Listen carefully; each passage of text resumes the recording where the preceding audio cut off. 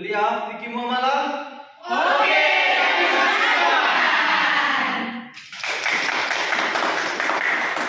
Waalaikumsalam warahmatullahi wabarakatuh. Anak-anak yang kita sayangi, marilah kita buka kuliah kita dengan membacakan Bismillahirrahmanirrahim. Bismillahirrahmanirrahim. Supaya materi ini cepat bisa anak serap dan transparan mudah. Anda silakan berdoa dengan doa belajar terlebih dahulu.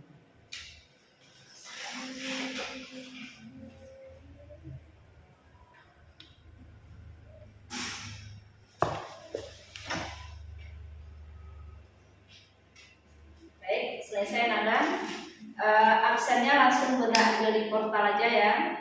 Dan klik absen ulangnya, Bunda cek lagi Ananda siapa yang nanti terlambat dan siapa yang belum hadir atau siapa yang belum beri berita tentang sakit atau bagaimana, nanti kita cek selesai materi yang Anda jelaskan. Sekarang kita berada pada pertemuan keempat pada materi ketiga, karena materi pertamanya kita kontrak kuliah atau perjanjian kuliah, rule of play perkuliahan dengan Bunda, dan yang kedua materinya sudah itu adalah materi pertama tentang definisi awal, ruang lingkup, definisi fikih muamalah, ruang lingkup fikih muamalah sendiri. Dan kita lanjut aja pada pertemuan keempat hari ini, yaitu materi ketiga. Untuk menghemat waktu, materi kita hari ini yaitu harta atau dikenal dengan amwal. Nah baik Ananda, sebelumnya materi dalam amwal itu ada pembahasan kita 5 yang akan dibahas. Pertama, apa pengertian dari amwal itu sendiri atau dikenal dengan harta. Yang keduanya, unsur-unsur harta itu apa saja, kapan dia dikatakan harta, apa aja unsur-unsur yang masuk ke dalam kategori dia sehingga dia dikatakan dengan harta. Yang ketiga, ketentuan hukum harta, bagaimana ketentuan hukumnya, sah dan tidak sahnya dan lain sebagainya, yang nanti kita bahas pada pembahasan. Yang keempatnya, macam-macam harta itu berapa banyaknya, dan selanjutnya manfaat dari harta itu apa, kenapa kita harus memiliki harta. Ayo kita masuk pada bab pembahasan pengertian harta. Selama ini Anda sudah mengetahui ini harta saya, ini milik saya. Maka untuk mempertegasnya supaya lebih jelas, apa itu harta? Harta intinya segala sesuatu yang disimpan. Jadi sesuatu atau segala sesuatu yang kita simpan baik-baik dan kita kumpulkan, jangan dia berantakan dan tidak berserakan. Kita kumpulkan pada suatu tempat dengan jalan perbuatan manusia. Jadi manusia yang mengumpulkannya, baik berupa zat maupun manfaatnya. Jadi adanya zat, adanya suatu benda yang kita kumpulkan pada suatu tempat, kita simpan baik-baik. Apa contohnya di sini? Emas. Emas itu berantakan kan? Kita serak-serakan kan? Tidak, kita kumpulkan.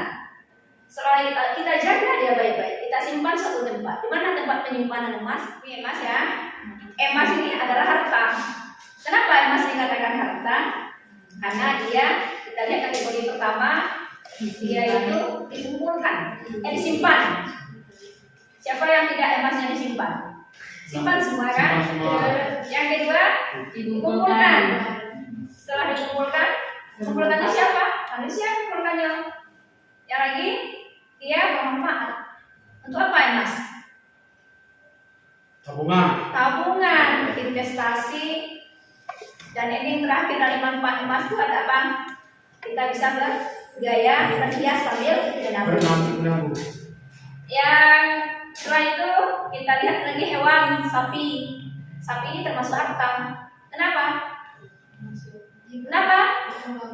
Dia disimpan, dijaga ya. Dijaga sapi ini, dikasih makan, dipelihara, diletakkan di kandang. Ini disimpan tadi itu, diletakkan di kandang. Dan seterusnya dia dikumpulkan dan iya ditaruh bagus-bagus. Siapa yang menjaganya? Manusia. Bermanfaat tak? Iya.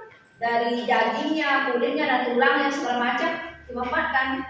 Kalau dijual kita dapat uang yang banyak. Lanjut kita mobil. mobil harta. Untuk apa? Iya, untuk mengantarkan kita kemana kita pergi, untuk alat transportasi. Kita bisa bergaya dengan mobil, bisa melindungi kita dari panas matahari dan hujan, dan juga bisa mengantarkan kita dengan jangka waktu yang cepat. Yang selanjutnya, apa lagi? Pakaian. Termasuk harta ada? Yes. Kita jaga, kita pelihara, kita kumpulkan, kita pakai, menikmati, manfaat kita. Apa salah satu manfaat dari pakaian? Melindungi kita dari terik matahari dan rasa dingin. Ini lagi rumah. Kenapa rumah dikatakan harta? Karena bisa kita sebagai tempat tinggal, bisa melindungi kita dari datang puas, bisa untuk istirahat bagi kita dan lain sebagainya. Mungkin Anda tidak ragu lagi dengan tidak ragu lagi dengan kemampuan Anda tentang apa dari fungsi dari rumah itu sendiri. Kita lihat lagi nak ya. Menurut pengertian di atas ada 2 unsur harta. Apa aja unsur dari amwal itu? Pertama, pemeliharaan. Kita pelihara dia dengan baik, kita jaga dia dengan baik dengan ilmu yang sudah ada pada kita. Kita kumpulkan, kita jaga, kita kumpulkan banyak-banyak. Adakah orang sudah punya baju satu sudah aja, baju satu nggak ada lagi menambahnya? Ada seperti itu? Nggak ada. Siapa yang ada seperti ini? Itu anak muda di sini. Baju Bindi, baju saya satu aja lah, usah berdua. Saya akan apa? Boleh nggak baju satu dipakai di 1 minggu itu? Punya bau kan? Atau sudah punya gelang satu, cukup. Ada seperti itu? Enggak ada orang seperti itu. Sudah punya uang 500.000, jangan nama-nama ya Allah, jangan nama-nama bawa aku lagi, cukup 500.000 ini aja. Ada orang seperti itu? Enggak ada. Pasti orang ini mengumpulkan supaya lebih banyak lagi. Maka pangkat, jabatan, kedudukan, kemuliaan itu bukanlah harta. Kenapa? Kenapa dia tidak dikatakan harta? Karena tidak ada unsur pemeliharaan dan pengumpulan. Ada nggak orang pangkat yang mengumpulkan? Tidak. Nggak ada. Saya pangkat saya ini sampai kumpulkan ini dari ini nggak ada. Nggak ada ya. Kemuliaan ada nggak? Nggak ada dikumpulkan kemuliaan itu. Sifatnya abstrak. Nama baik juga enggak, maka itu tidaklah dinamakan dengan harta. Kita lanjutkan definisi harta. Harta normal adalah selain dari manusia. Kalau dia tidak manusia, itu dia dikatakan dengan harta. Apa apanya untuk kemaslahatan manusia? Harta itu untuk kemaslahatan manusia. Bagaimana dipelihara pada suatu tempat? Berarti uang dipelihara. Uang apakah kita tebar-tebarkan aja, terserah-serahkan aja? Tidak, kita pelihara pada satu tempat, atau kita simpan pada tempat yang lebih aman, namanya bank. Atau bisa kalau jumlahnya yang banyak, kalau jumlahnya sedikit kita simpan dalam lemari. Atau jumlahnya lebih banyak lagi kita depositkan supaya lebih aman atau tidak dicuri orang. Diperoleh melalui ikhtiar, usaha, kerja keras.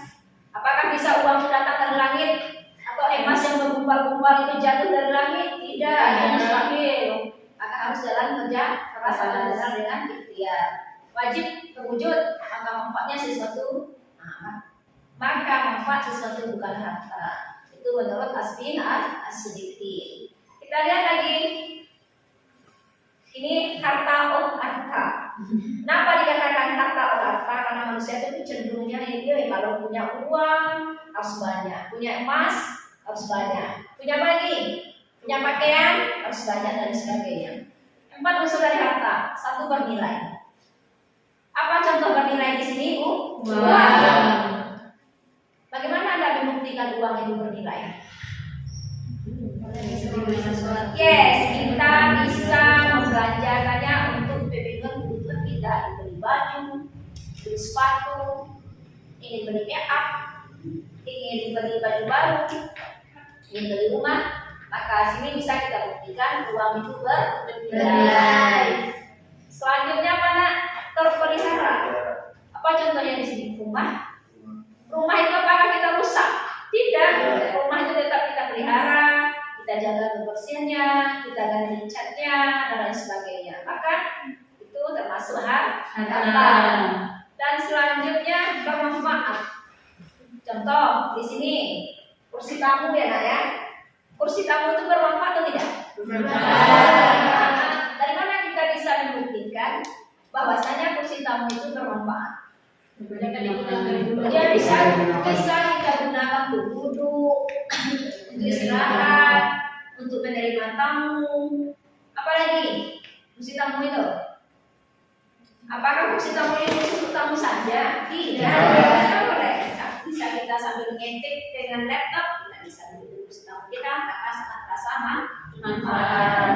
Manusia cenderung kepadanya. Uang, cenderungkah manusia kepadanya? Yes. Rumah? Ya. Kursi tamu? Iya. Dan lain sebagainya. Maka manusia cenderung untuk memilikinya, cenderung untuk menjaganya, cenderung untuk mendapatkannya, cenderung untuk mengumpulkannya. Kesimpulan di sini, harta adalah segala sesuatu yang bernilai. Benar? Yes. Berharga? Yes. Manusia cenderung untuk mengumpulkannya? Iya. Uang itu dikumpulkan sebanyak mungkin ya. Kalau dapat dikumpul semuanya ya. Selanjutnya manusia cenderung untuk mengumpulkannya? Iya. Terpelihara? Iya.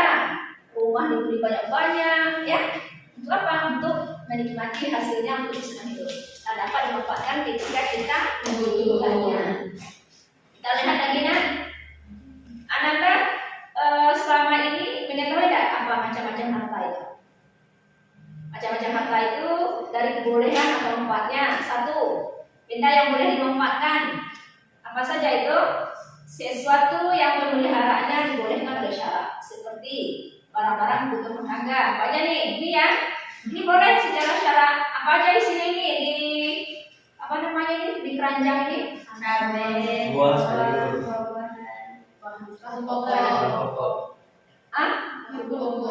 Ya, pokok pepaya. Ini pepaya ya? Pepaya. Ini telur. Ini tomat. Apa lagi ini nak? Nak coba. Ada. Ini yang apa ini? Ya, apa ini? Ini apa ini?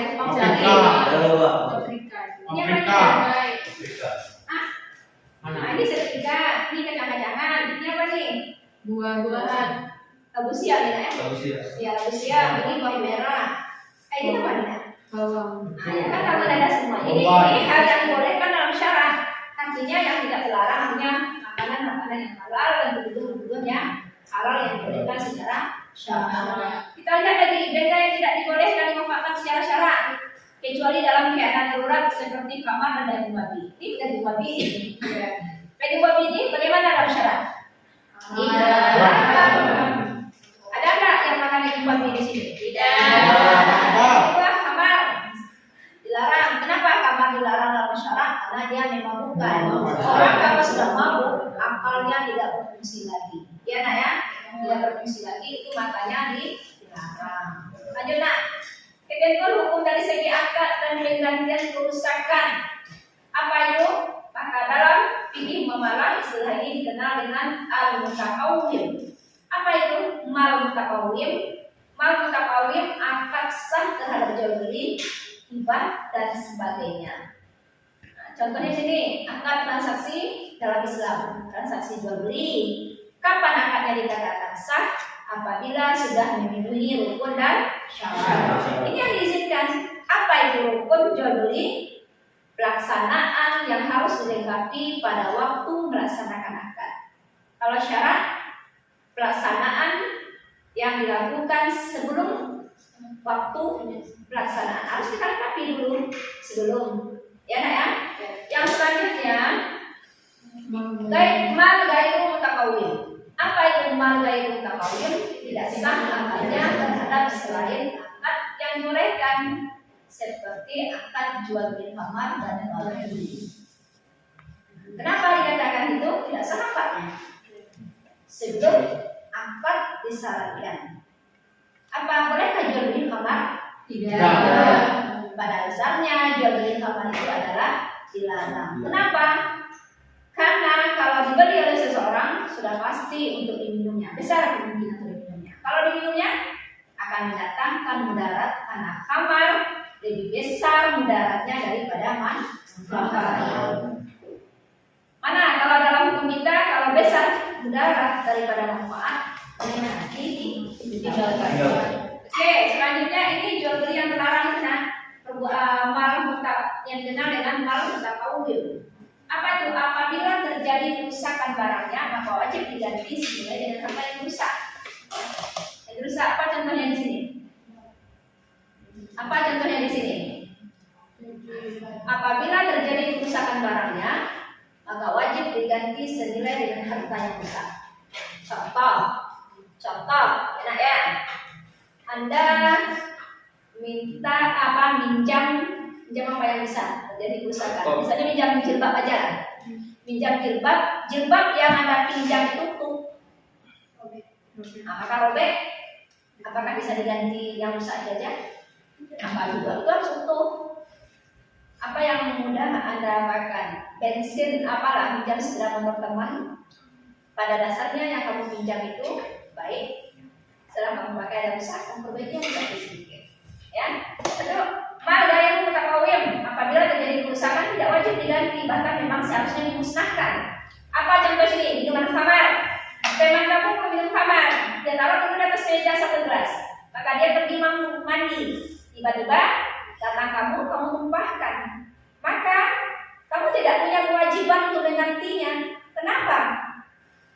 Karena dalam fikih muamalah, mal ghairi mutakawim itu terjadi kerusakan, maka kamu tidak wajib menggantinya sekalipun kamu musnahkan secara habis-habisan. Apa makna perkara di sini? Kalau seandainya tidak kamu rusak atau tidak kamu habiskan, tuangkan seluruhnya, maka dia akan meminumnya, memberikan mudarat kepada dia dalam keadaan mampu. Tapi kalau kamu tuangkan, kamu habiskan, dia tidak jadi minumnya, maka kemudaratan tidak mengejar dia lagi, artinya dia tidak jadi mampu. Maka dalam mal ghairi mutakawim seperti itu termasuk harta sah dan boleh saja kamu tidak menggantinya dengan kerusakan yang kamu berbuat dan dengan hal yang kamu musnahkan tadi. Paham kan? Paham apa contohnya lagi? Wanita tunasusila, kamu pergi suatu tempat, kamu temui baju dia, nggak apa-apa kamu bakar. Walaupun bajunya itu baru, kamu tidak wajib menggantinya. Inilah transaksi atau perbuatan dalam amwal yang dilarang dalam syara. Bisa nggak kamu memberikan contoh lagi? Satu lagi.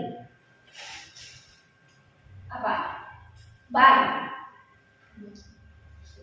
Tapi sekarang sudah ada namanya apa? Anti ke apa? Bar ya. Tapi sekarang kalau baru lihat dulu di sini ya. Kalau tidak ada punya kekuatan pencegahan kemaksiatan seperti itu, maka jangan lakukan dulu. Harta dilihat dari segi tempat atau tetap atau tidak tempat, tidak pada tempatnya. Jadi ada benda yang bergerak, yang tidak bergerak. Apa itu benda yang tidak bergerak? Benda yang tidak bisa dipindah tempatkan. Bagaimana kita memindahkannya? Apa contohnya di sini? Kebun, tanah, rumah, apa lagi? Ada ulama berbeda pendapat lagi. Uang juga termasuk benda yang tidak bergerak. Uang itu punya kaki, bisa berjalan? Tidak. Dengan apa kita bisa memindahkannya? Dengan apa? Dengan kita belanjakan. Maka dia akan tertukar bisa bergerak. Maka sebagian ulama lagi berpendapat uang termasuk benda yang bergerak karena bisa dibelanjakan. Jadi contoh di sini tanah dan perkebunan. Tambah lagi rumah ya. Selanjutnya yang keduanya benda bergerak, yaitunya benda bergerak itu harta yang dapat dipindah ke tempat lain, dipindah ke tempatnya. Seperti kendaraan, bisa tidak kendaraan berpindah ke tempat? Bisa. Dari Padang bisa pindah ke Curug, dari Curug bisa pindah ke Jakarta, dari Jakarta bisa pindah ke Lampung atau ke lain sebagainya. Maka mobil, sepeda motor, kereta api, pesawat dan sebagainya itu termasuk benda yang bisa atau harta yang bisa dipindah tempatkan ke tempat yang lain. Maka dikenal dengan benda yang bergerak. Apalagi contohnya? Emas. Bisa nggak emas dipindahkan? Bisa. Anda bergaya pergi kondangan, tak pakai dari rumah sudah pindah ke tempat kondangan. Bergaya lagi pergi ke Jakarta, bergaya tidak pindah dia. Siapa yang membawanya? Orang yang bergaya tadi. Nah, kita lihat enaknya harta dari segi kesamaan atau kesatuan ukuran. Jadi harta dari segi kesamaan dan kesatuan ukuran, anak wajib tahu ini nak. Anak bunda yang muamalah semester 1 ini ya, semester 1 wajib tahu tentang bagaimana harta dari segi kesamaan dan kesatuan ukurannya. Kita lihat apa nih margisri? Apa itu margisri? Harta yang ada kesamaan dan perbandingannya di pasar-pasar tanpa berlebih atau berkurang dari kesatuannya dan diperhitungkan dalam muamalah. Terbagi kepada empat benda yang intinya benda yang disikat, benda yang ditimbang, benda yang dihitung berbiji atau berbutir, dan benda yang dipakai dengan meter atau benda yang dipakai dengan hasta. Ini hastanya apa bunda? Waktu dulu kan belum ada meter. Maka orang dulu dipakainya hasta itu ada namanya. Alian dulu dengan kali juga ada zaman-zaman dulu sebelum pertukarnya pengetahuan dari canggih. Yang kedua ada namanya malkini. Apa itu malkini? Harta yang punya bandingan atau persamaan di pasar, tapi sulit diperhitungkan antara kesatuan dalam harga. Apa contohnya itu? Sini kita lihat makilah. Mahwal makilah, nak? Apa itu makilah? Anak muda semuanya, anak sudah belajar dulu sama bunda. Makilah, mausunat, adiyat, zariyat, malkini. Itu semua sudah. Bahkan anak tidak asing lagi itu sama anak tuh. Coba kita ulang-ulang lagi. Apa itu makilat? Makilat benda yang disukat. Nah, ini sudah ada gambarnya kan? Makilat itu benda yang disukat, benda yang dilitkan. Apa di sini? Beras, gandum. Gandum juga ada gandum ya. Pada suatu wilayah tertentu ada gandum ini masih disukat, masih diliter. Apalagi contohnya?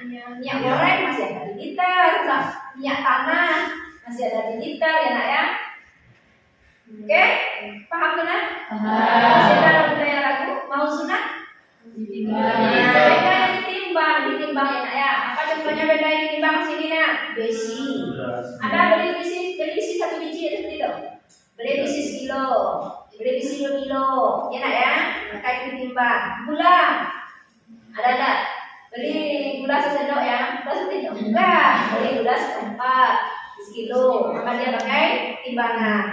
Dan lagi yang diapakan, apalagi anak kapas. Kapas itu timbang. Berapa kapas 1 kilo pak? Ya? Berapa tepung 1 kilo pak? Berapa mentega 1 kilo? Ada tak? Beli mentega sepotong ya? Siapa ya? Sesendok ya? Tidak ada seperti kan? Atau beli mentega berapa saya mau ya? Ada seperti enggak? Harus jelas. Berapa mentega 1 kilo? Beli mentega 2 kilo? Beli mentega seperempat. Oke, Nanda, adian. Benda yang dihitung-hitung. Maka ulama berpendapat lagi, adian itu bisa dimasukkan kepada mauzunat dengan kepada adian. Kebiasaan kita di desa-desa telur itu per buah ya, nanti dihitung. Per butir. Berapa telur 1 butir? 2.000. Nah, maka itu termasuk kepada adian. Buah pala. Berapa? Buah pala 1. Apalagi contohnya? Buah damar. Kediri ya, buah kediri. Ya, berapa 1? Dan juga jambu.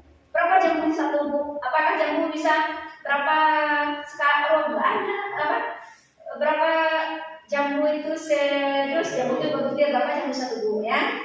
Mangga ada kilo dan ada berbutir. Zariat ya, zariat benda-benda yang ketika kita memilikinya untuk mendapatkannya dengan cara diukur dengan menggunakan meteran dan hasta. Apa contoh kain? Apa lagi? Tali. Apa lagi? Berapa tali 1 meter? Plastik. Berapa plastik 1 meter? Apa lagi nak? Karpet. Apa lagi? Tanah. Apa lagi? Siapa lagi yang bisa? Contoh-contoh benda-benda yang menggunakan ukuran. Setelah itu malkini. Apa itu malkini? Harga yang tidak boleh diterka. Menurut daerah berbeda. Sapi yang besar kah? Sapi yang kecil kah? Sapi betina kah? Sapi jantan kah? Sapi apa? Maka harganya tidak bisa diterka-terka. Sampai di sini ada nada tidak mengerti sebelum Bunda melanjutkan materi. Apa itu makilat? Apa itu mauzunat? Apa itu adiyat? Apa itu zariyat? Apa itu markini? Coba ada yang bertanya ini. Apa itu ini? Kan obatnya perkenalkan, nama saya Budi Puspita Sari, Prodi Hukum Tata Negara. Tadi Bunda menjelaskan antara makilat dengan mauzunat. Nah itu kan ada yang disukat atau ditimbang. Sebenarnya untuk ayat kampung beras itu kan sama aja tuh. Ada yang dimakilatkan, ada juga yang dimauzunatkan. Itu berarti antara dua besar itu sama aja atau memang harus dibedakan gitu? Soalnya sekarang kalau zaman dulu emang masih pakai makilat, kan zaman sekarang banyak maksudnya gitu kan. Tapi untuk makilat itu dipakai itu tidak ada masalah atau gimana? Ini ya, sentrasi ya. Oke, pertanyaan Anda tadi, bagaimana sih kita membedakan antara makilat dengan mauzunat ini pemakaiannya? Ada kalanya benda itu ditimbang. Nah, benda yang sama ada juga yang kalanya disukat, ya, disukat. Dan ada kalanya benda yang disukat ada juga ditimbang, dan benda yang ditimbang disukat seperti tepung. Maka di sini dijelaskan ada kebiasaan suatu daerah. Ada namanya daerah-daerah yang belum memisahkan tentang pemakaian, seperti kita ambil sini makilat ini ya, makilat beras. Beras itu bendanya suatu tempat masih disukat, masih diliter. Maka untuk daerah perkotaan itu beras tidak disukat, tidak diliter lagi per kilo. Nah, maka kan dan seterusnya mauzunat benda yang ditimbang. Dan untuk daerah tertentu yang ditimbang ini masih dipakai liter. Contohnya di sini tepung. Tepung di sini kan ditimbang kalau daerah perkotaan. Kalau daerah pedesaan masih beli tepung 1 tepung, beli tepung 1 liter. Maka itu disesuaikan kepada daerah atau tempat kediaman kita masing-masing. Maka disinilah ada sedikit perbedaan dan persamaan antara makilat dan mauzunat tergantung kepada daerah kita masing-masing. Tapi pada umumnya kalau yang makilat itu memang sudah dipastikan benda-bendanya. Makilat itu benda yang disukat, maka semua benda yang disukat dikategorikan di sini. Jadi salah satunya adalah gandum. Gandum, kalau daerah Arab itu gandum itu masih disukat. Ya. Nah, kalau mauzunat benda-benda yang ditimbang, maka untuk daerah-daerah yang sudah maju atau yang sudah ke kotaan itu, mauzunat itu salah satunya adalah kapas. Kapas ini tidak ada lagi diapakan, tidak ada lagi suatu pakai tekong gitu ya. Kalau dulu kan masih pakai sukat-sukatan kapas pada masa dulu, karena timbang belum itu berkembang. Maka semakin canggihnya zaman sekarang, karena timbang sudah dimanfaatkan, maka pembedaan antara barang makilat dengan mauzunat ini sudah dibedakan secara pasti. Maka kapas itu termasuk kepada benda yang ditimbang, besi dan lain sebagainya. Oke, nah ya. Jadi sini bisa juga banyak ada juga lihat di suatu daerah perkampungan masih berbiji telur ini. Dan suatu perkotaan sudah ditimbang, maka tergantung kepada daerah masing-masing. Kita lihat pemakaian secara umumnya, daerah perkotaan yang umumnya itu ditimbang. Nah, lihat ya, kalau daerah pedesaan itu terbuat, tergantung pertumbuhan ekonomi juga. Itu ada juga sedikit yang menyangkut di situ. Oke, ini paham? Ya. Perkenalkan, nama saya Andi Zamarahap dari Prodi Hukum Tata Negara. Ibu bertanya, Bu, yang saya pertanyakan, apa yang dimaksud dengan benda mauzunat? Apakah telur termasuk benda mauzunat atau kepada benda adiyat? Karena benda mauzunat itu kan benda yang ditimbang, sedangkan benda adiyat benda yang dihitung. Apakah telur termasuk benda itu? Terima kasih. Itu ada namanya makilat, ada namanya mauzunat, ada namanya adiyat, ada namanya zariyat, ada nama markini. Sekarang pertanyaan paling besar tentang bagaimana dengan benda mauzunat. Telur itu masuk mana? Apa itu mauzunat? Benda yang ditimbang.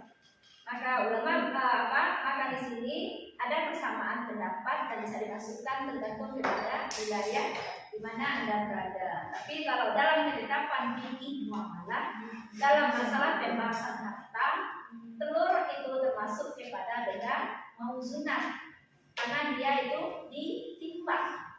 Saya Tejo Mandala Putra Pratama, izin bertanya Bunda terkait tentang zariyat. Jadi apakah ada ketentuan-ketentuan yang harus diperhatikan terkait dalam pelaksanaan zariat ini. Karena kalau misalnya sedikit saja berlebih atau berkurang itu mungkin mungkin berpengaruh terhadap zariat. Jadi apakah ada ketentuan khususnya Bunda yang harus diperhatikan? Kalau Bunda berpositif thinking, kalau Ananda bertanya berarti Ananda bisa ada yang mengerti dan paham. Karena orang yang paham akan bertanya kan? Ya nak ya. Oke nah, azaliyat, artinya azaliyat itu benda atau harta yang diukur dengan memiliki ukuran meteran dan hasta. Bagaimana pun kalau kalau berlebih dan berkurangnya apa standarisasi yang digunakan? Maka standar yang digunakan itu meteran. Meteran itu 1 meter berapa senti? 100 senti. Nah pasti. Kalau penjual berlebih kan itu sah-sah saja. Karena kenapa? Ada hadis yang menyatakan ketika kamu melebihkan atau memperbaiki transaksimu, misal kayak 1 meter itu 1 senti, Anda lebihkan agak 5 senti. Itu boleh sah-sah saja menambah kebaikan atau memperbanyak pahala dalam berbuat baik terhadap transaksi jual beli, boleh. Tapi kalau si pembeli lebihkan kan, dia minta kelebihan harga dari dia, maka patokan ukuran 1 meter berapa, 1 meter itu berapa, sudah ada kepastiannya, sudah ada aturannya, sudah ada ukuran standarisasi dipastikan dalam unit ukur. Boleh, nggak ada salahnya. Bahkan itu yang lebih dianjurkan. Misalnya Anda beli gandum 1 kilo, akan dilebihkan sedikit oleh si penjual, maka melebihkan timbangan itu hal yang lebih baik dalam transaksi. Artinya mencari kebaikan dalam transaksi jual beli boleh, mengurangi tidak boleh. Kenapa? Jangan kamu zalimi si pembeli. Apa maksudnya jangan kamu zalimi si pembeli? Jangan kamu kurangi meteran ukuran kain kamu itu. Orang beli semeter kamu kasih 10 cm, itu yang nggak boleh. Ya kan ya? Oke? Paham? Nah, masih ada? Kalau tidak ada, absen Bunda ulang lagi dan di portal ini. Siapa yang terlambat langsung kita baca ya nak. Nanti supaya Anda lebih paham dan lebih bagus, Bunda yakin dan percaya Anda semuanya mengerti. Nanti diulang-ulang lagi ya nak ya. Karena pasiennya dan mantapnya ilmu di kepala itu selalu diulang. Selalu diulang bukan berarti selalu ditinggalkan. Selalu diulang maka dia semakin mantap dalam kepala Anda. Sekian Anda, banyak maaf. Kita tutup kuliah kita. Sudah senang, Anda kuliah semangat semua.